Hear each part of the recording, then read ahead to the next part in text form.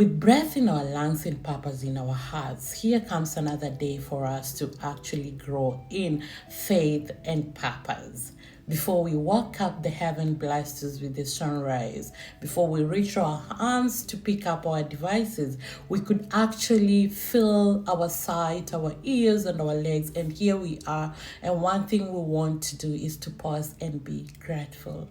Grateful for the goodness of the Lord, grateful for the mercies of God, grateful for the provision of this day, because one thing I have come to acknowledge is that God's plan supersedes my own plans.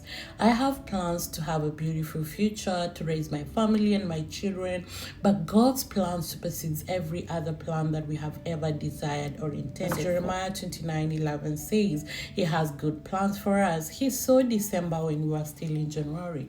If you go through the reflection of the year, you'll realize that there are things you thought that they will work in certain ways, but God showed Himself in different ways. And when you look at the broader picture, you realize the way things worked out was the best that it could ever work out than what you could ever imagine. So in this season, let us pause and actually remember that the life we live is not of our own. It's because God has gone ahead and provision for it. He actually has commanded the sun not to smite us by the day nor the moon by the night. He lays us to sleep and we rise up, and that's more than enough for us to be grateful. Let our faith be rooted in God, acknowledging that even though we have plans and desires, even though we are building and trying to reach certain goals, but the ultimate thing is to live life. Pause in every small moment and give thanks. Reflect on the goodness of the Lord. Sometimes listen to your breath.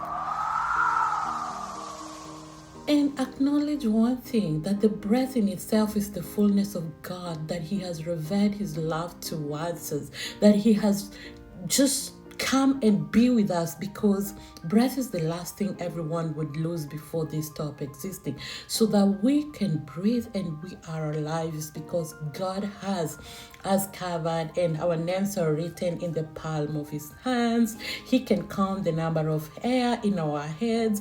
So we know little than what you can ever think or comprehend. Mark you, however much knowledge we get, be it your master's, your PhD, your doctorate, all those cannot equate to the wisdom that cometh from the word of God and from the revelation of God. So let us embrace one thing for sure, that there is one who is greater, there is one who is mightier, and His plans for us are more beautiful. His plans for us are so wonderful than we can ever comprehend or imagine. Thank you so much for joining me in my part 1 of gratitude series. And today, as we say, let us pause and reflect the small aspects of our lives that we most of the time neglect and not really appreciate the fact that we have breath in our lungs and purpose in our hearts. Let us show up for ourselves in faith and mindset and be able to allow the fullness of God in us. Bye.